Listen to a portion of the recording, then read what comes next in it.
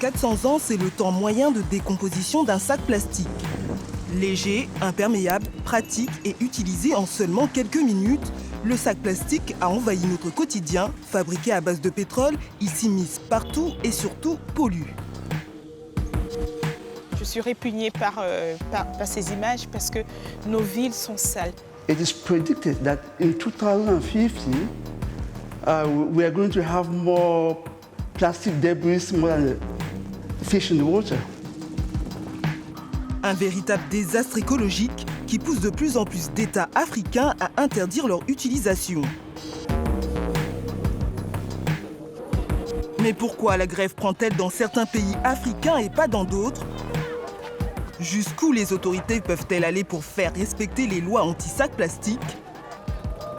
Quelles sont aujourd'hui les alternatives proposées ? Et peut-on réellement se débarrasser des sacs plastiques qui nous envahissent ? C'est comme une bataille qui est gagnée, mais la guerre continue. Je m'appelle Cynthia Nzetia et je vous emmène au cœur de la guerre des sacs plastiques.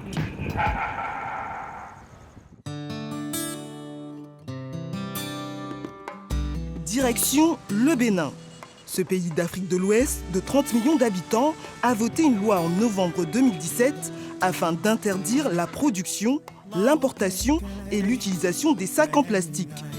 Situé au sud de Cotonou, Danctokpa est le plus grand marché à ciel ouvert ouest-africain.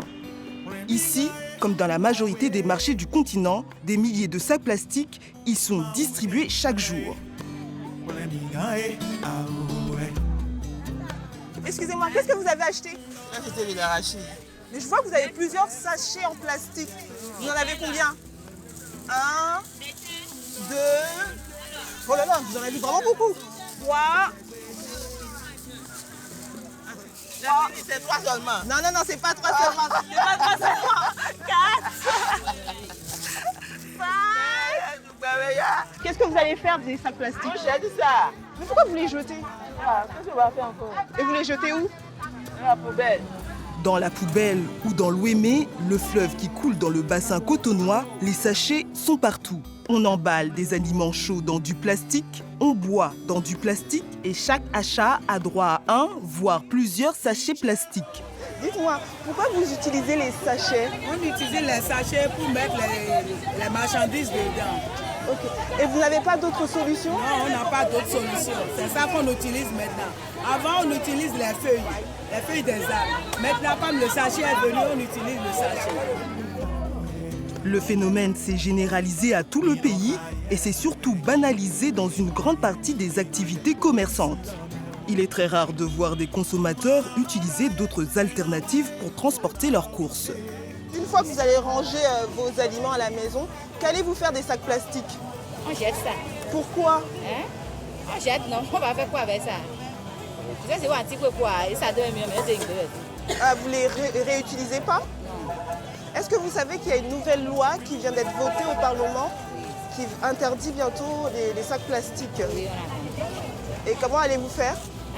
Hein? On ne fait rien. On ne fait rien. Les habitudes de ces consommateurs ne sont pas des cas isolés en Afrique. Pour autant, savent-ils que cette pollution touche tous les environnements?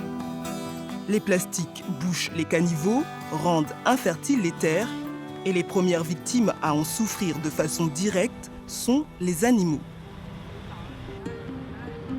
Selon le Centre béninois de l'environnement, près d'1 million d'animaux meurent par an victimes de déchets plastiques.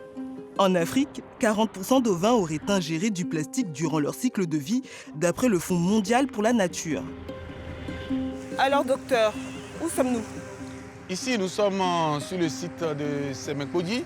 C'est un site attribué aux éleveurs, mais plutôt qui viennent ici pour commercialiser leur bétail. Nous avons ici des ovins, des bovins et des caprins qui viennent normalement du nord juste pour être consommés. Et ici, c'est un marché pour la vente du bétail. Ici, la mairie de Semekodi a installé un panneau qui indique qu'il est interdit de jeter des ordures. Ça veut dire, normalement, c'est un panneau qui est destiné à la sensibilisation. Ça veut dire de façon permanente, on rappelle aux gens qu'il ne faut pas déposer les ordures. Mais malheureusement, le constat est quoi? C'est qu'on a des sachets partout. Et ça peut s'expliquer de deux façons.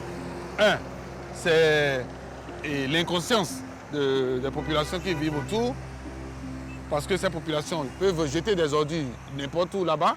Mais la deuxième raison, c'est que le sachet est volatile, c'est-à-dire peut voler facilement à cause de son grammage. Et là, le vent emporte tout ce qui est sachet, et c'est ce qui fait que vous avez des sachets un peu partout.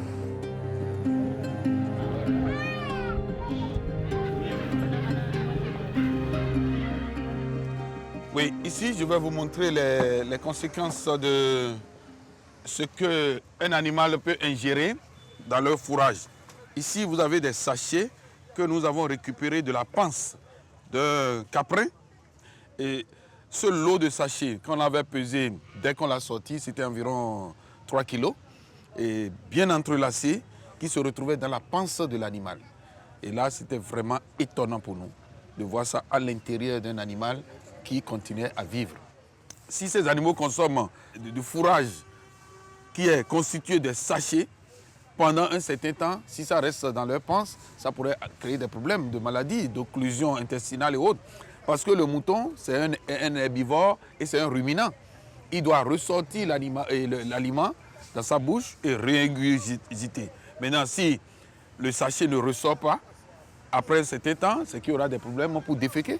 Mais il y a un risque pour la santé à cause des produits dangereux que les sachets auraient conservés avant de se retrouver sur l'état d'ordure. Vous parlez de la santé de l'homme. La santé de l'homme, parce que c'est l'homme qui consomme la viande. Et en consommant la viande, on ne peut pas se dire exactement qu'est-ce qu'il y a dans la qualité de cette viande. Et non.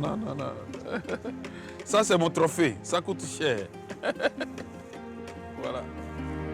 Un phénomène accablant, une conjoncture de plus en plus préoccupante qui touche une partie de la chaîne alimentaire, y compris l'homme. Ici, une trentaine d'animaux sont abattus par semaine. Et les ouvriers font eux aussi le même constat.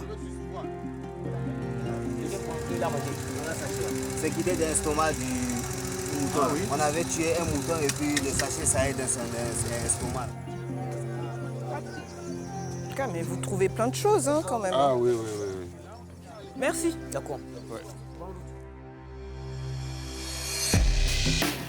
En finir avec les sacs plastiques, voici le défi que se sont lancés les autorités béninoises. La loi est adoptée à l'unanimité. Promulguée récemment, la loi anti-sac plastique devrait modifier le quotidien des habitants.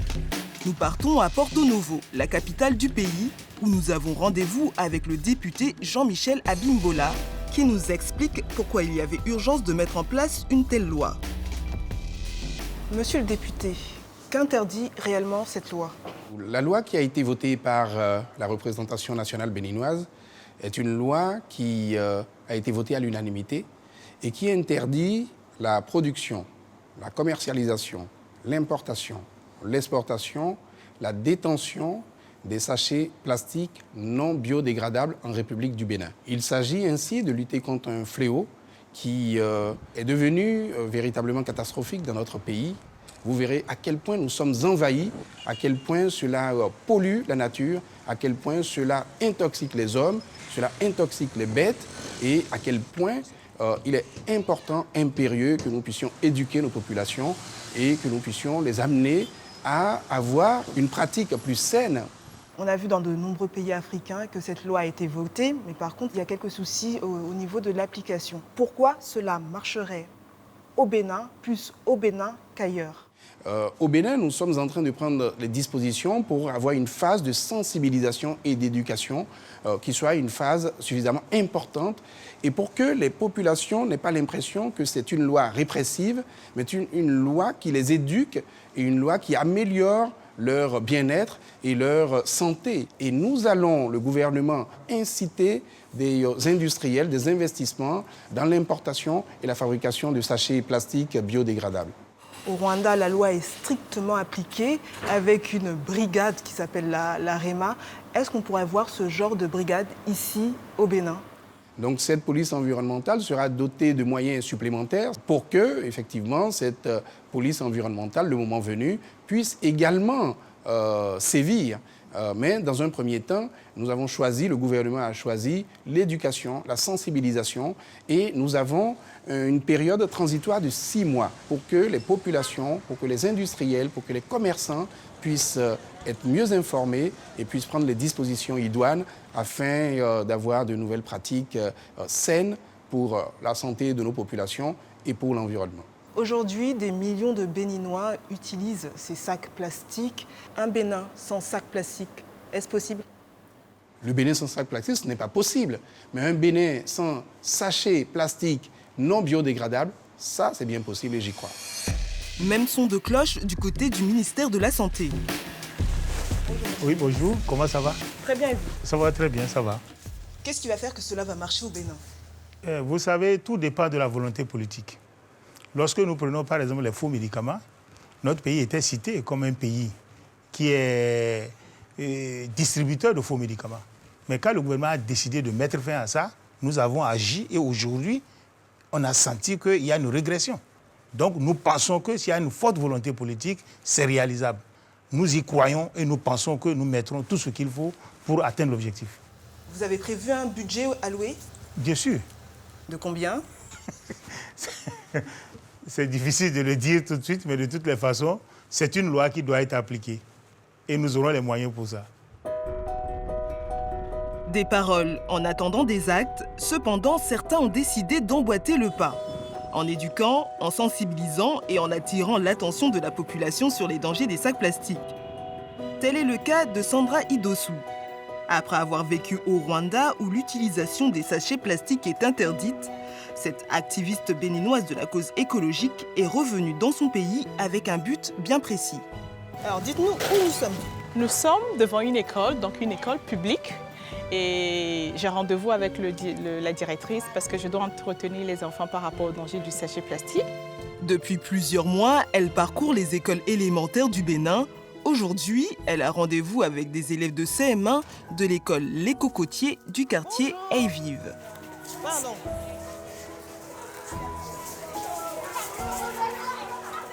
Est-ce que tout le monde est en place? Est-ce que vous pouvez m'écouter? Alors, je vais vous entretenir pendant 10 minutes, d'accord? Mais pour m'entretenir, je vais vous distribuer des images et on va parler de ces images, d'accord? Et louer. Quelqu'un sait ce que ça veut dire? Quand on dit louer, ça veut dire quoi? C'est dangereux, d'accord? Malheur. Donc, ce que nous allons faire, je vais vous montrer 20 images pour montrer que le sachet est dangereux. Alors, qu'est-ce que vous voyez ici sur son image? Regardez, qu'est-ce que vous voyez sur son image? Oui? De pétrole. Tout le monde voit ça? Alors, dites-moi, est-ce que vous savez que le sachet ici, il est fabriqué avec ce pétrole? Oui. Vous saviez? Toi, tu savais? Il y en a qui ne savaient pas. Est-ce qu'on mange le pétrole? Non. Est-ce qu'on boit le pétrole? Non. Pourquoi? Parce que le pétrole est dangereux. Tout le monde est d'accord? Oui. On est d'accord? Oui. OK, merci. Nous allons tous tenir cette image. C'est pour dire sachet loué. Et nous allons tous dire non au sachet parce que le sachet est dangereux. On est d'accord? Sachet loué. Encore? Sachet loué. Encore? Sachet loué.